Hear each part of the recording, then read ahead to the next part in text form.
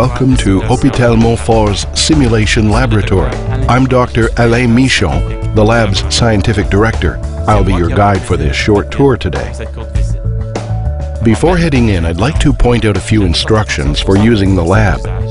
Please follow these instructions at all times when you're in the simulation laboratory. No food or beverages are allowed in the laboratory. Pens, markers, cell phones and iPods and other portable devices aren't permitted either. All equipment must remain in the laboratory at all times. I'd also like to remind you that you're required to wear your uniform. Now that I've shared all the instructions, are you ready for a simulation experience? Let's go on in.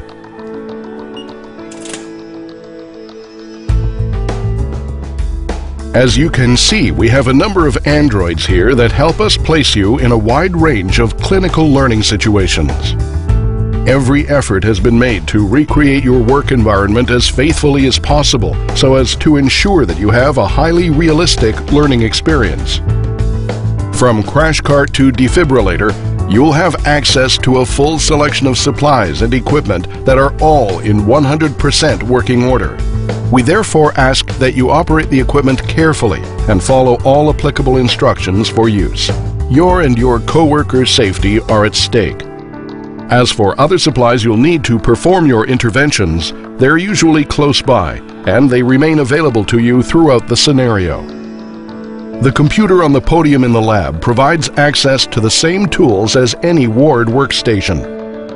That means you can consult the patient's chart on paper or electronically. At the workstation, you also have access to online medical reference materials to assist with medications and medical diagnosis. There is also a telephone in the lab designated for your use, should you need to make calls. The control room is behind the two-way mirror. This is where androids and equipment can be remote controlled. Now that we've finished walking around the lab, let's spend a few minutes looking at how a simulation session works. All simulation sessions begin with a short briefing period in a classroom. This is where the instructor sets out the learning objectives, provides a quick overview of the case study, and indicates approximately how long the session will last. During the briefing, you'll also be asked to sign a confidentiality agreement and fill out a consent form to allow us to videotape your session. In signing the confidentiality agreement, you promise not to reveal any details about your colleagues' actions, discussions, or the scenario under study to ensure that the element of surprise is maintained for future participants. The consent form confirms that you agree to your simulation being videotaped and erased once you've completed the training session. After the briefing is done, you'll be asked to enter the laboratory. You'll be given a few minutes to familiarize yourself with the lab, the android, and the equipment available to you.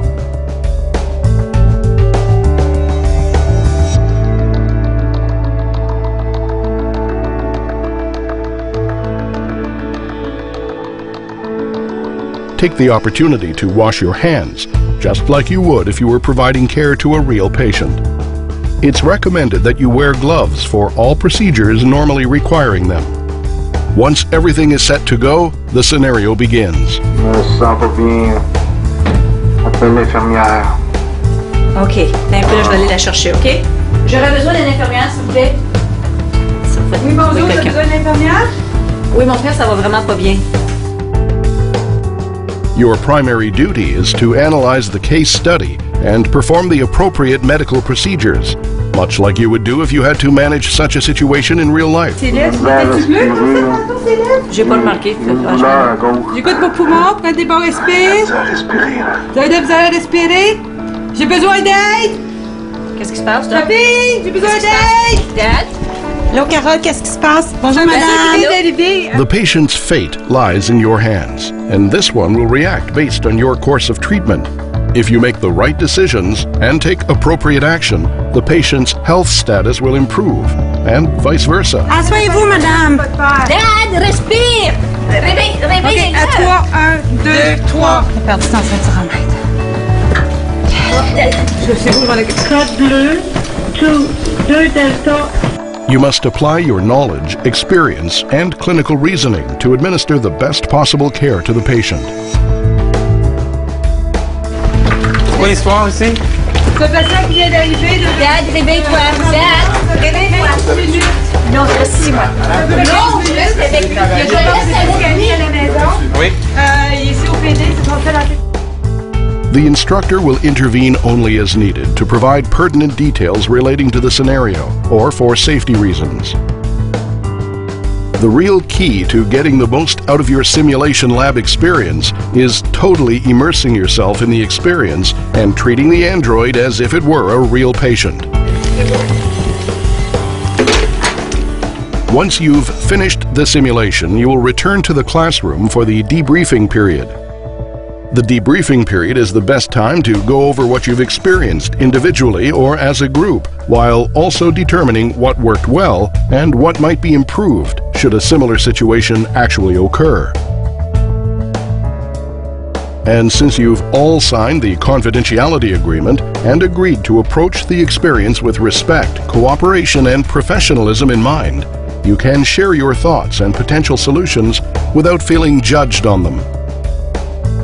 The instructor will remain on hand to guide you in your reflection and moderate the discussion. From time to time, the instructor will screen videos of the simulation, so you can see yourself in the heat of the moment. As I said earlier, these videos will be erased when the session is over. As we do after all training sessions, we'll ask that you fill out an evaluation form and take a few minutes to determine what changes you plan to make in your practice when you return to your work environment. It's an important step where you bridge the divide between what you learned in the lab and your day-to-day practice. Please take the time to give it serious consideration.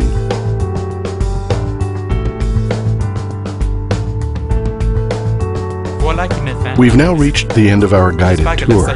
I hope today's session will help you consolidate and acquire knowledge and hone your clinical skills. I hope you have an excellent training session.